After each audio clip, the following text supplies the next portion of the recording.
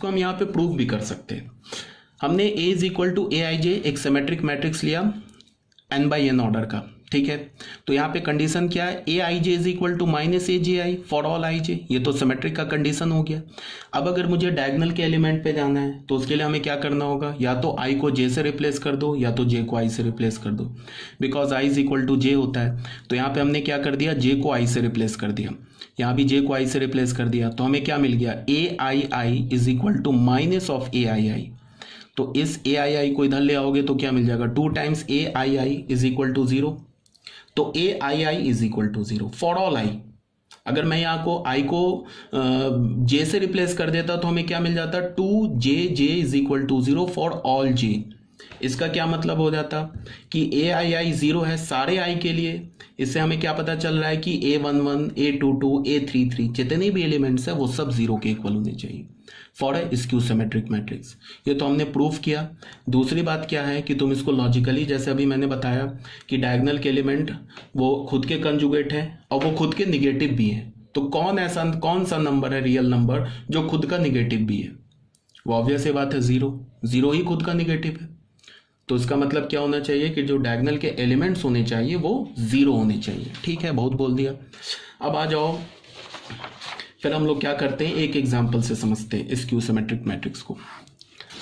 यहाँ पे हमने क्या किया कि एक मैट्रिक्स ए ले लिया, फिर 3x3 ऑर्डर का मैट्रिक्स लेता हूँ।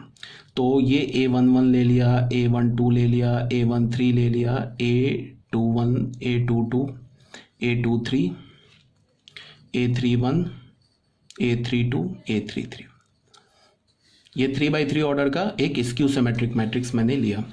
तो अगर ये 3x3 ऑर्डर का, ये तो जनरल मैट्रिक्स मैंने लिया 3x3 ऑर्डर का, अगर ये एक स्क्यू सिमेट्रिक मैट्रिक्स है तो कंडीशन क्या होना चाहिए, पहला A11 is equal to A22 is equal to A33 is equal to 0, मतलब डायगोनल के एलिमेंट तो 0 होने चाहिए।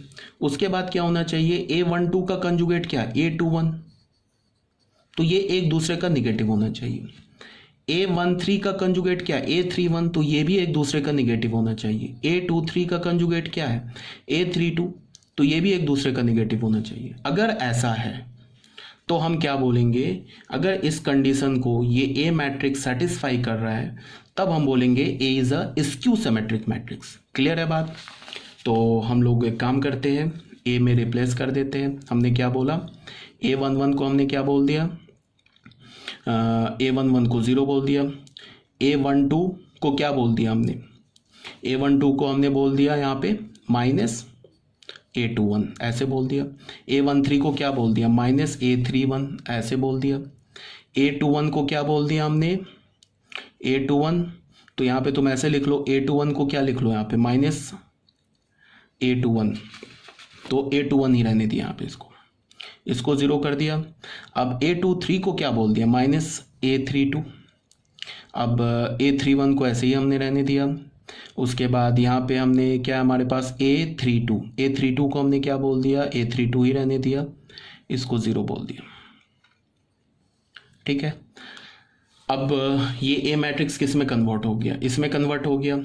अब तुम क्या करो, इसका ट्रांसपोज ले लो, A का ट्रांसपोज ले लो। तो A का ट्रांसपोज कैसे लेंगे, रो को कॉलम में चेंज कर दिया 0 and minus A21 minus A31 A21 0 minus A32 A31 A32 0 ऐसे ले लिया। यह आ गया A ट्रांसपोज। यहाँ से हमने क्या लिया, माइनस ऑफ A ट्रांसपोज ले लिया। तो माइनस लेंगे तो क्या करेंगे, हर एक एलिमेंट के पास जाके उसको माइनस से मल्टीप्लाई कर देंगे। तो हमें क्या मिल जाएगा, ये 0, ये क्या मिल जाएगा, माइनस A21, ये क्या मिल जाएगा, माइनस A31, ये हो गया A21, ये हो गया 0, ये हो गया माइनस A32, ये क्या मिल गया A31, ये हो गया A32, ये हो गया 0।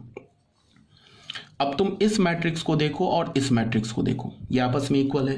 तो यहां से हमें क्या पता चल गया, A matrix is equal to minus A transpose. This implies that A is a skew symmetric matrix.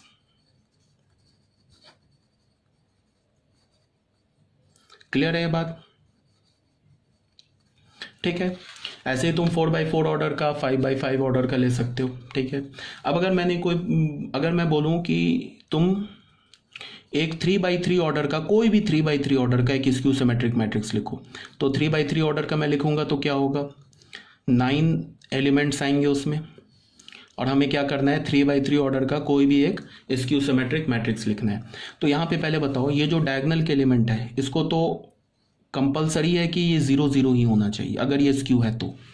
अब ये जो कंजुगेट एलिमेंट यहाँ और यहाँ आएंगे ना, ये एक दूसरे के निगेटिव आएंगे, यहाँ और यहाँ भी निगेटिव आएंगे एक दूसरे के, यहाँ भी निगेटिव आएंगे। मतलब क्या है कि अगर यहाँ मैंने 2 लिख दिया तो यहाँ -2 ही लिखना पड़ेगा, अगर यहाँ 4 लिख दिया तो यहाँ -4 ही लिखना पड़ेगा, यहाँ पे मैंने 6 लिख दिया तो यहाँ -6 ही लिखना पड़ेगा। ठीक है, तो ये एक हमें 3x3 ऑर्डर का स्क्यू सिमेट्रिक मैट्रिक्स आ गया। क्लियर होना चाहिए ये भी बात।